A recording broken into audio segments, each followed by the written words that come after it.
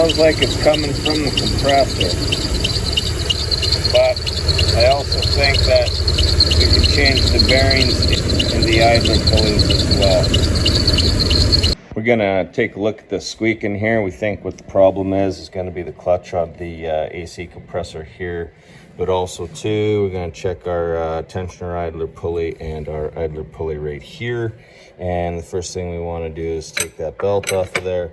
So I've just got a 15 mil socket on the ratchet with a section of pipe there, just to get a little more leverage to bring that tensioner over and take the belt off. So I just got it set on there, and you're just going to pull until you release the tension, and then take that belt off. We'll just slip that belt right off of the alternator here. Then we'll let it back, and now we can remove that belt out of there. Before you remove that belt, you want to take note on how it's routed, so when you put it back on, they've got a sticker here on the fan shroud for us. If you don't have that, probably just take a few minutes and look the way that it routes around there, and just make a diagram, so when you put it back on, you got it back on the same way. We take the fan shroud out of there to give us a little more room. And in order to do that, we had to take out the air cleaner box. So we took that out just to get access, because we had to get down in here to get at our fan shroud, because I've actually not seen a design like this, and it's kind of impressive. I think they were halfway there. They just need to do a little more work to make it a little easier to come out. But basically, this piece disconnects. It's got two of these little I don't know, plugs that you put in there, and one here and one there. So you'll take them two plugs out, and that's why we had to remove that air box, so we could get at one of these plugs. And then once you do that, then you can take this out, and then you've got this recess in here that's gonna help you get it past the fan, so in between the fan and the radiator. And it's still pretty tight. I mean, I think they could have probably notched it down just a little bit more and made it work. It was busted previous. So, yeah, it's a pretty interesting design.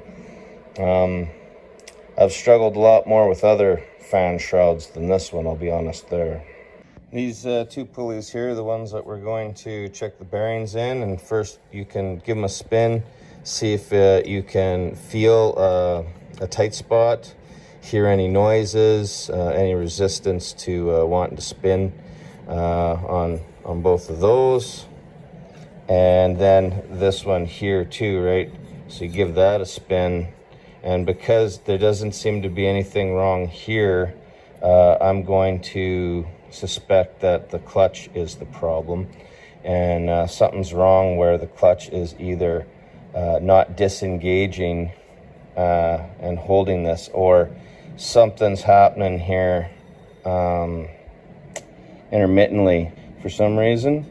But these ones here, hard to tell. We'll open them up, we'll take a look at the bearings, and if you don't replace the bearings, what you could do is just lubricate them and put them back in, and that might get you some time too, before and find out what size bearing you need.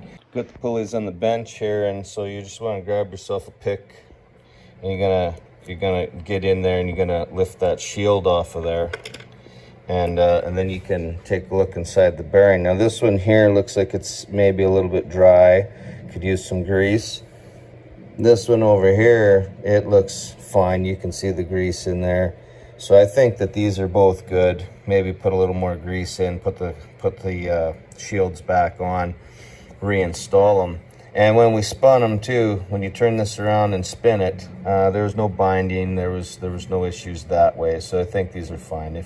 If there's a bunch of corrosion in here, or, you know, like if it's all rusty and stuff like that, well, I think it's too far gone. You'd have to replace it by that time. But as I said earlier, what you could do is you could inspect these bearings, find out what size they are. And this is a 6203 by that number there. And then what you could do is maybe put some grease in there get yourself some bearings and replace them if they're not readily available.